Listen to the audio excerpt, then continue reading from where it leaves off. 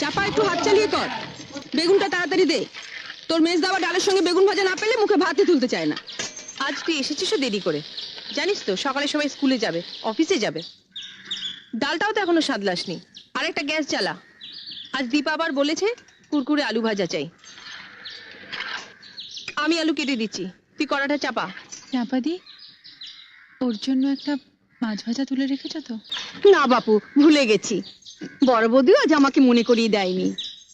সব আমি ঝোলে দিয়ে দিয়েছি। অত তাড়া দিলে কি সব মনে থাকে? আর কটা দিন অপেক্ষা করো, পুজো আসছে। মা দুর্গার কাছ থেকে 8টা হাত আমি ধার চেয়ে নেব। তোমাদের বাড়িতে 10 হাত না হলে কাজ করা আমার সম্ভব হচ্ছে না। সরো। হাজামো করিস না চাপা, তাহলে তো রাবণের কাছ থেকে তোকে 9টা মাথাও ধার নিতে হয়। 10টা মাথা না হলে সকলের সব কথা মনে রাখবি কি করে?